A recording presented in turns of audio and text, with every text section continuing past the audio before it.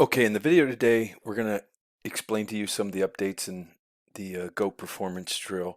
Again, I have a three-part series on this prior to this video. This would be the fourth part. This will be pretty short, but the update that we're going to show you today is a pretty simple one, is where we're doing the GOAT drill and how we do it. Now, if you've never seen this before, I highly recommend you go through the other three parts of this, but the athletes here are looking at this object.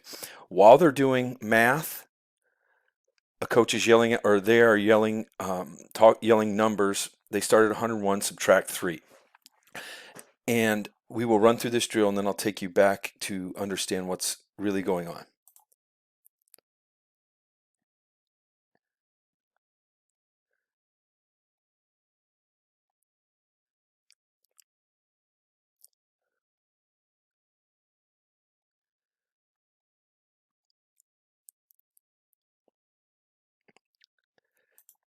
So with this drill, you can see that as they went through the drill, they're stepping over hurdles.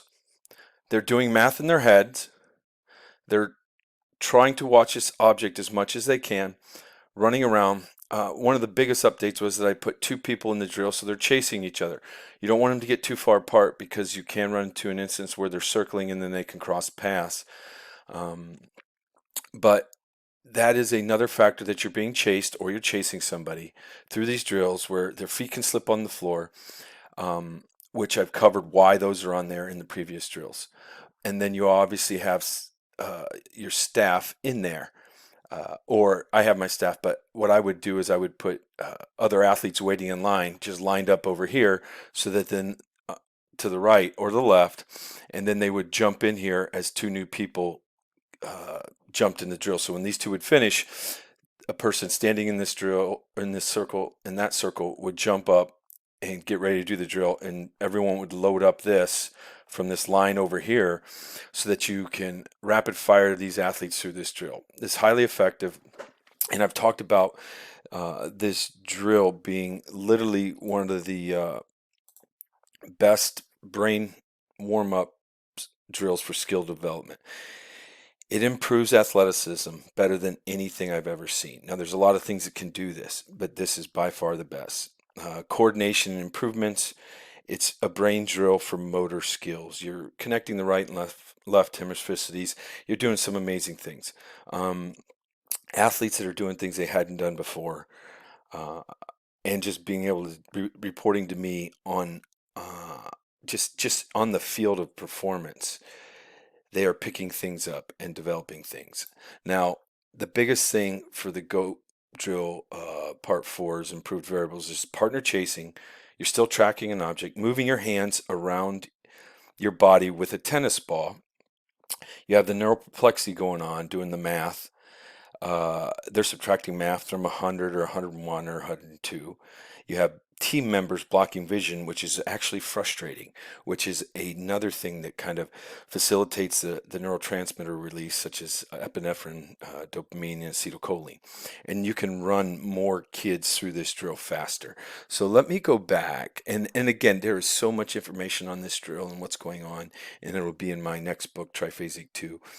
And one of the biggest things is that increasing the possibility of increasing a vision field and their ability to feel comfortable doing this drill can increase some of the ambition for speed development.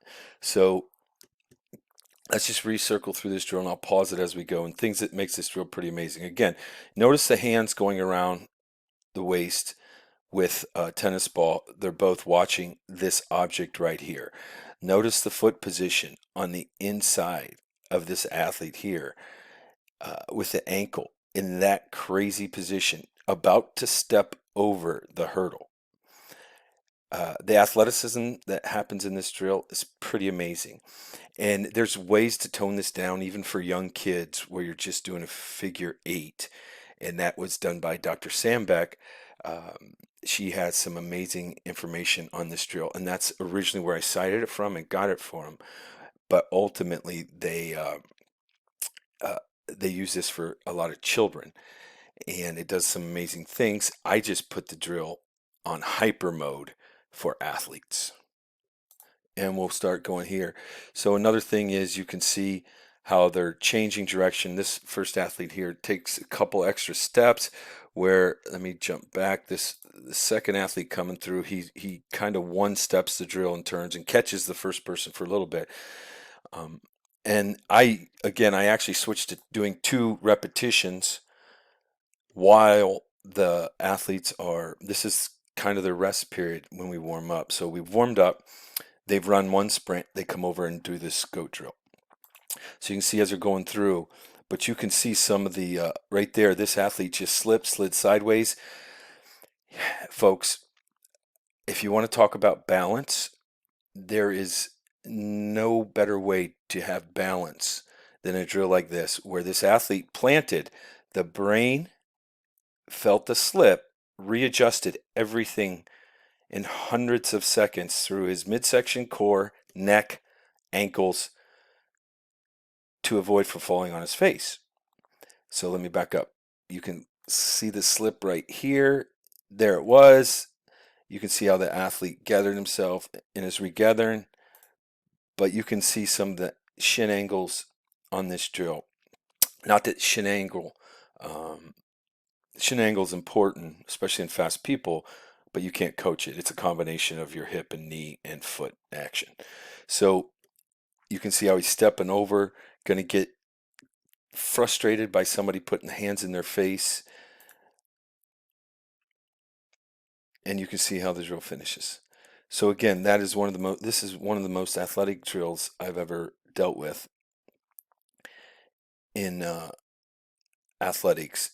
And what you'll find is when you do this drill is that they will then come back and get more effective at learning things from you while you're coaching them. And these are pretty two advanced athletes that are performing this drill, but you can see how effective this drill is. Now, again, your athletes may not get to this point, but they will get benefits out of this drill. And the key is, I think, keep pushing yourself. One other possible variable that you could add, maybe even for football players or any sport, maybe you have somebody holding a stick here where they have to duck under it so they know that's there. Another one could be that at certain places you have other teammates, just bump them on the shoulder so they realize that they're passing through. So this drill can be done many different variables. I like the ones I have in here, and then also just be aware, just don't throw in variables where they slow down too much if there's a lot of speed in your athletes that can perform this at a high level.